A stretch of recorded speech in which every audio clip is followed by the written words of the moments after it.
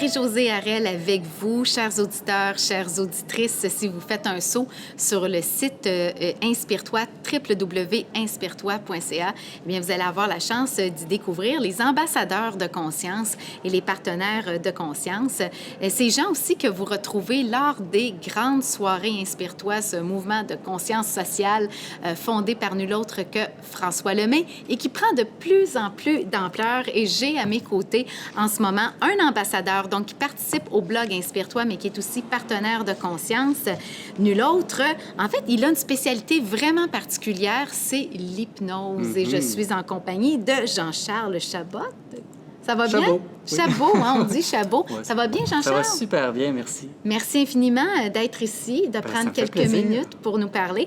Effectivement, l'hypnose est quelque chose qui fascine les gens. Ouais.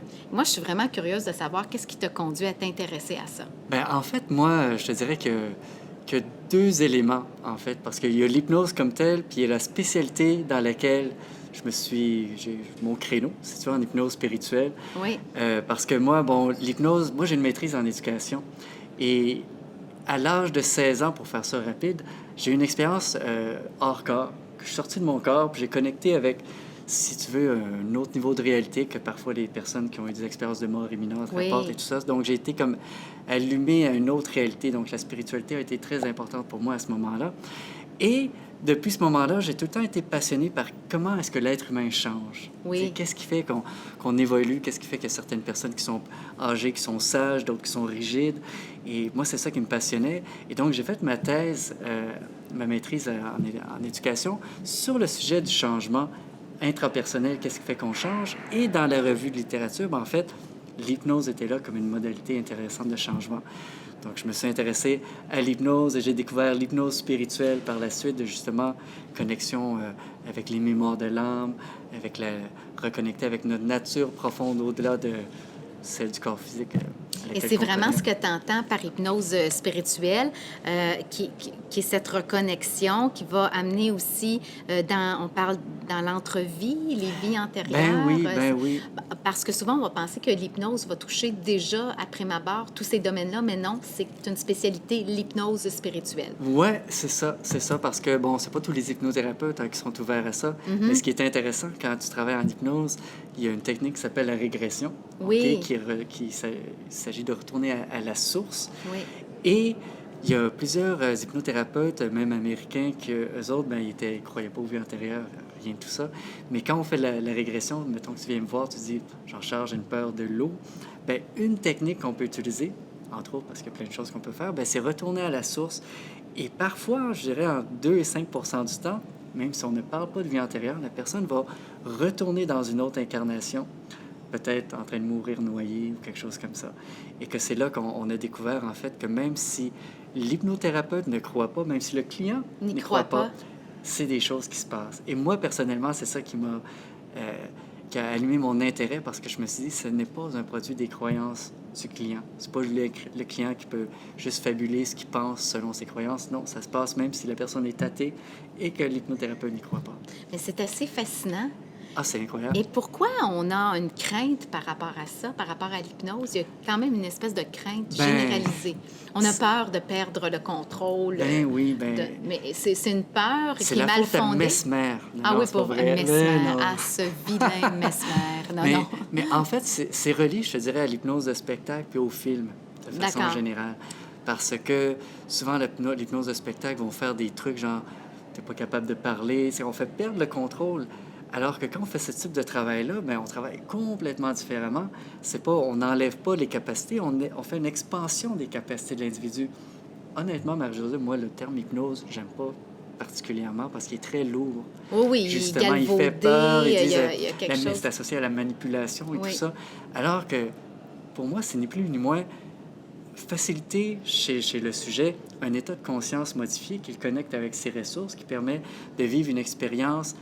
Ça peut être spirituel, ça peut être dans une perspective thérapeutique pour libérer certaines choses, mais c'est pas une prise de contrôle, c'est pas de la manipulation, c'est vraiment c'est quelque chose qui respecte l'écologie interne du client, la personne ne perd pas. Tu sais, il y en a même qui me disent des fois, je pense que j'aurais pu ouvrir mes yeux. Ben, je dis, ben oui. Alors, on peut ouvrir On nos peut ouvrir yeux nos dans yeux, une séance ben oui. d'hypnose. Ah, ben ça, je suis T'sais, contente de l'entendre. Parce qu'on le voit même sur l'hypnose de spectacle, quand les gens ils ont les yeux ouverts puis ils font plein de trucs, mais souvent les gens, je dis, si tu n'as pas reçu la suggestion que c'est impossible d'ouvrir tes yeux, il n'y a aucune raison pour laquelle tu ne serais pas capable. Mais nous autres, dans le type d'hypnose qu'on fait, c'est pas le genre, on ne restreint pas les habiletés de la personne, on préfère faire une expansion J'aime pour qu'il y ait beaucoup l'idée. il connecte plus avec ses capacités. Tu sais, on entend qu'on utilise 10 de notre cerveau. Oui. Bien, l'hypnose, on va faire une expansion de ce potentiel-là.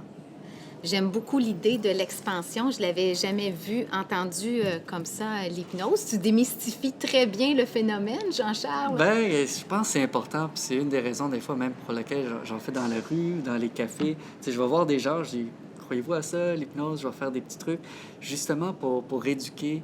Parce que, honnêtement, je pense que dans les années à venir, ça va devenir très populaire, mais à plein de niveaux. Puis ils appelleront peut-être pas ça même l'hypnose, mais au niveau de l'apprentissage. Oui. Si tu enlèves des croyances limitantes, « je suis pas capable, c'est dur », tout ça, on peut aider au niveau de la mémoire, la rétention d'informations, la confiance en soi. Je veux dire, c'est utile à tous les niveaux. T'sais, apprendre des langues même.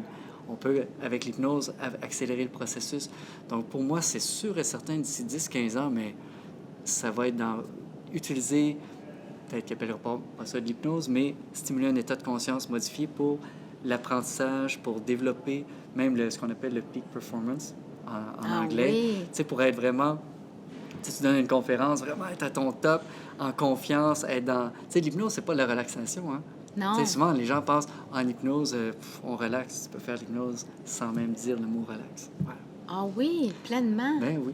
Là, moi, j'apprends beaucoup de choses aujourd'hui. Je ne sais pas si c'est votre cas, mesdames et messieurs. Mais ce qui est certain, c'est qu'on a le bonheur de te lire sur le blog Inspire-toi. Puis j'aimerais ça, Jean-Charles, que tu nous dises pourquoi tu as accepté de te lier comme ça au mouvement Inspire-toi. Ben, en fait, moi, j'adore le mouvement parce que j'ai donné une première conférence et c'est juste, pour moi, une de mes passions, en fait, c'est vraiment de faire une différence positive dans la vie des gens. T'sais, depuis que j'ai eu cette expérience-là, pour moi, j'aime ça rencontrer des gens pour que faire une différence, c'est ça qui me drive. Okay? Oui. C'est ça, c'est ma nature, je te dirais. C'est pour ça que je fais le travail que je fais. Et, ben, je veux dire, avec François, qui a un charisme incroyable, puis que tous ces gens-là qui viennent, c'est une façon de rejoindre les gens puis de faire une différence à grande échelle. Hein? Fait que pour moi, ça a été, quand François m'a demandé, ça te tente d'être blogueur, je dis, ben merci de l'opportunité parce que c'est vraiment une crowd que je pense qui est vraiment parfaite parce que c'est comme si c'est tous des gens qui sont ouverts, Oui. qui sont rendus à avancer. Puis il y en a à différents niveaux, mais ils ont l'ouverture. Et c'est pour ça que moi, j'aime parler justement, autant... Oui, je peux parler des trucs reliés à l'hypnose, le pouvoir du subconscient, le pouvoir de la visualisation. Je fais aussi des entrevues. Par exemple, j'ai entrevu Dr Mario Beauregard, ça va sortir prochainement. Ah, d'accord. J'ai interviewé aussi Dr Jean-Jacques Charbonnier, Éric Dutoit. Donc, j'ai interviewé des personnes comme ça. Et puis ça permet justement aux gens de connaître ces informations-là. Moi, quand je fais des vlogs, je me dis, c'est quoi les informations que les gens... Que moi, ça a fait une différence dans ma vie, mais que je juge que ça, c'est important à savoir. T'sais. Donc, c'est pour ça que c'est ma passion. Oui. Et je suis super content et reconnaissant, François, de m'avoir proposé d'être blogueur puis de partager mes vlogs. Fait que autant je vais faire des articles parfois ça va être mes vlogs qui vont être accompagnés d'un texte. Formidable, belle découverte que ce que tu fais, que ton travail sur le site d'Inspire-toi. Et sur Internet, on peut te retrouver sur ton vlog aussi? On peut me retrouver sur mon vlog. À quelle adresse? Une page Facebook? Oui, une page Facebook. Une page Facebook. Ben, si je dis le nom de l'Institut, parce que tout est relié à ça. Vas-y. Institut-ihs.com. Excellent. Donc, là-dessus, en fait, on a ce qu'on appelle, sur la première page, en bas, il y a la vidéothèque. Donc, toutes les vidéos, autant mes vlogs, les entrevues, des vidéos intéressantes qu'on filme, tout est là. Donc, ceux qui aiment regarder les vidéos, puis même le lien pour la page Facebook, tout est là. Merci infiniment, Jean-Charles. Merci à toi, Marie-Josée. Et au plaisir de te retrouver sur la page Inspire-toi. Ça me fait plaisir. Merci à toi. Merci.